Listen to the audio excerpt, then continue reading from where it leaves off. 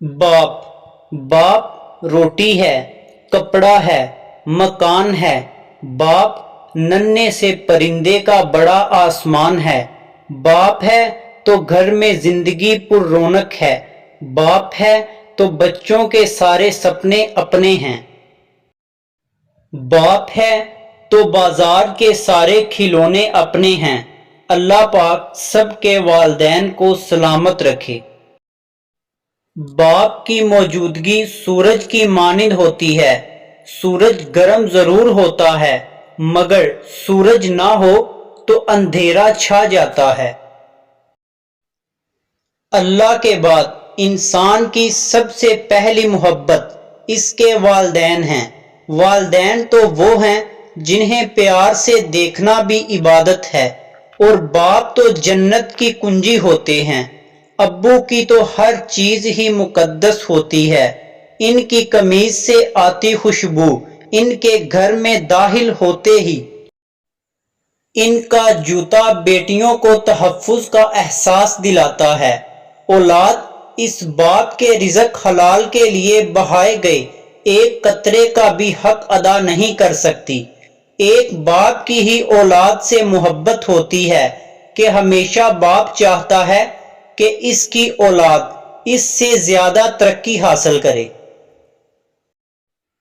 माँ की औलाद के लिए मोहब्बत जाहिर होती है, मगर एक बाप की मोहब्बत भी माँ से कम नहीं हुआ करती। फर्क सिर्फ इतना है कि एक बाप औलाद के लिए मोहब्बत को इस तरह जाहिर नहीं कर पाता जैसे इसके दिल में हुआ करती है। इसलिए तो मियाँ बख्श कहते हैं, बाप सिरां दे ताज मुहम्मद। बाप एक ऐसी किताब है जिस पर बहुत से तजर्बात तहरीर होते हैं जो जिंदगी गुजारने में रहनुमाई करते हैं। इसलिए इसे अपने से कभी दूर मत रखें। बाप की दुआ हजूर अक़दस सल्लल्लाहु अलैहि वसल्लम का इरशाद है, हर अमल के लिए अल्लाह ताला के यहाँ पहुँचने के लिए दरमियान में हिजाब होता है, मगर ला इलाहा इल्लल्लाह और बाप की दुआ बेटे के लिए दोनों के दरमियान कोई हिजाब नहीं। बाप की दौलत नहीं, साया ही काफी होता है।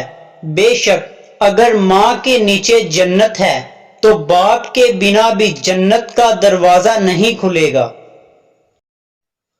कभी वक्त मिले तो अपने वालिदैन के चेहरों की तरफ देखना, आपको पता चलेगा कि आपका मुस्तकबिल बनाते बनाते वो खुद कितना टूट चुके हैं। रुलाना हर किसी को आता है, हंसाना भी हर किसी को आता है। रुला के जो मना ले वो बाप है, और जो रुला के खुद भी रो पड़े वो माँ है। लोग कहते हैं कि किसी एक के चले जाने से जिंदगी रुक नहीं जाती, लेकिन ये कोई नहीं जानता कि लाखों के मिल जाने से भी इस एक की कमी पूरी नहीं होती। मुझे साए में रखकर खुद धूप में जलता है। मैं खुश नसीब हूं कि वो शख्स मुझे खोने से डरता है। छुपाकर मुझे हर बुरी नजर से वो मुझे महफूज रखता है। मैं खुश नसीब हूं कि वो शख्स मुझे खोने से डरता है। अक्सर ढूंढती हूं मैं घर के इस कोने को जहां पर वो अपनी सारी परेशानियां छुपा कर रखता है। मैं खुश नसीब हूं कि वो शख्स मेरे उदास होने से डरता है। भुलाकर अपने सब गम वो फकत मेरे लिए हंसता है। मैं खुश नसीब कि वो शख्स मुझे खोने से डरता है। मेरी एक खुशी के लिए वो दुनिया से लड़ता है। मैं खुश नसीब कि वो शख्स मुझे खोने से डरता है। मेरी ख्वाहिशों के लिए वो अपनी हर जरूरत को भी कुर्बान करता है। मैं खुश नसीब हूं कि वो शख्स मुझे सबसे अजीज तर रखता है।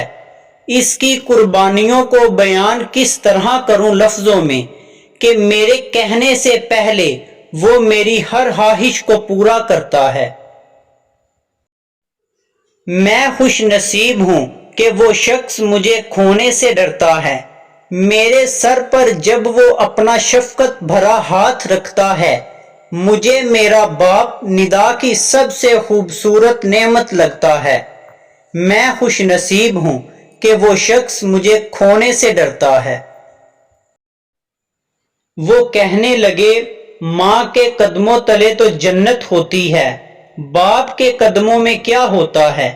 تو میں نے کہا کہ باپ کے قدموں میں ایک پھٹا ہوا جوتا ہوتا ہے جو اپنی اولاد کی خاطر رزق حلال کماتے ہوئے گھس جاتا ہے۔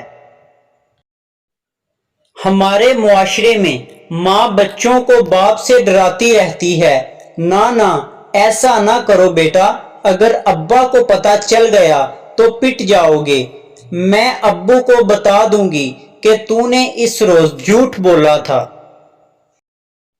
خاموش ابو آ رہے ہیں۔ ہمارے گھروں میں ایسے جملے عام سنائی دیتے ہیں۔ بچے سمجھتے ہیں کہ جھوٹ بولنا برا نہیں، بس ابو کو نہ پتہ چلے۔ ماں کے سامنے چاہے دنگا فساد کرو لیکن ابو کے سامنے نہیں۔ نتیجہ یہ ہوتا ہے کہ بچے سمجھتے ہیں کہ باقی سب ٹھیک ہے لیکن ابو بہت بڑی رکاوٹ ہے۔